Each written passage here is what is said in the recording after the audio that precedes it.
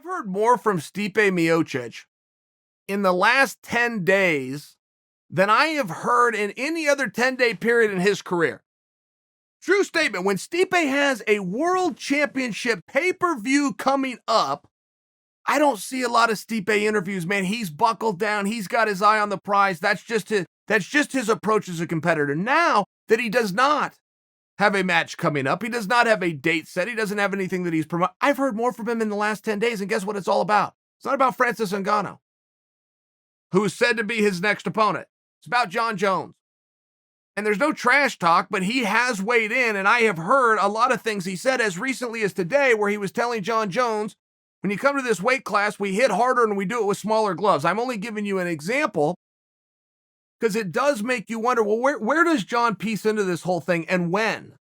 When is a very relevant thing. When is Jon moving up to heavyweight? And while all signs historically would point to the fact that he goes right into a championship fight, whoever that's going to be, whenever he emerges, Jon himself has had talk. I mean, you guys will remember when this whole thing started.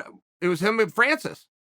He and Francis were going back and forth trying to build a fight when Stipe was a champion already signed to fight Daniel Cormier. And I only offer that because if there's any truth to that Jon is willing to go up and he just wants a big fight and he's looking for there's a lot of big fights to make that aren't the championship fight. Why I personally believe the next time we see Jon at heavyweight will be in a championship fight. There's a few clues that it wouldn't be. It's also a question of how long does he want to wait? Because don't forget, if we're doing Stipe versus Ngannou, and that doesn't even have a date put on it yet, as you start to look at the calendar through 2020, you don't start to see a lot of openings. So you kick the can till next year, which in all fairness isn't a terribly long time away.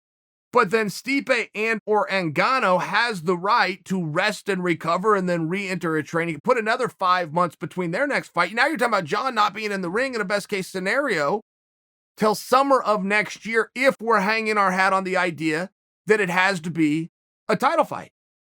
And that's a very tricky game. There's a lot at play there. I know as fans, you're going, yeah, that's cool. That's what I'd like to see. Okay, fair. But that's from the fan perspective. What if you're a competitor? What if you're one of the boys in the locker room? What if you're Curtis Blades? Curtis Blades goes, okay, I tried with Ngannou. I came up a little bit short. So I'll stand aside. I won't raise a stink. Ngannou's going to go. But as soon as he's done, I'm going to position myself. I'm going to fight everybody. I'm going to do everything right. And I'm going to be next in line. I mean, just by example, let's say that motivates. We don't want to take Curtis's motivation away. That would be a mean thing to do. You don't want to debunk anybody's morale. So if you were to come out early and say, yes, Jon's foray at heavyweight is going to be a title shot. Well, now you're delaying the belt. You're delaying anybody else for a period of time. So it's something that you just have to operate with some gloves with. Now, what Jon's going to do is anybody's guess, but we're attempting to guess right here. And where he falls, there's a lot of dominoes that have to fall in place. If we're just going to throw him right into a championship fight, we're going to delay Jon's career till summer of next year. Pretty good guess. But you're also then pulling down the morale of everybody else. Go, what are we doing this for?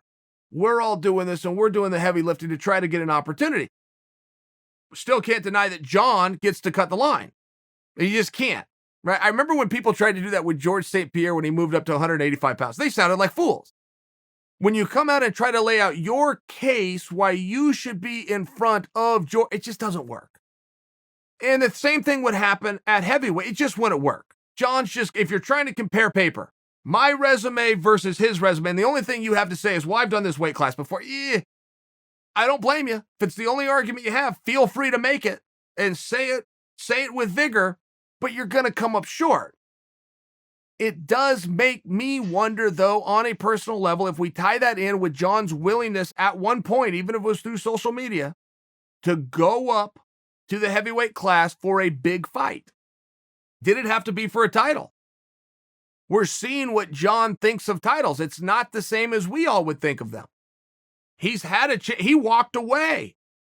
He gave everybody a shot to try to beat him. Nobody could do it, and he finally just take it. That's a very hard thing to relate to.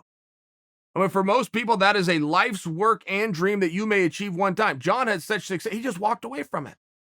So he may not look at belts with the same kind of priority that other athletes do. But I think that these are reasonable and fair questions. I don't think we're going to get answers. I don't know that he himself knows. I think that he is pretty candid with the loose idea that he's putting out there, which is, I am willing to go into this class for a big match. You decide what that is. Somebody else come and tell me what that big match is. Somebody else come and tell me what's going to check the boxes that I've put out. But nowhere within the criteria I've heard Jon proclaim, at least as of yet, does there have to be a championship.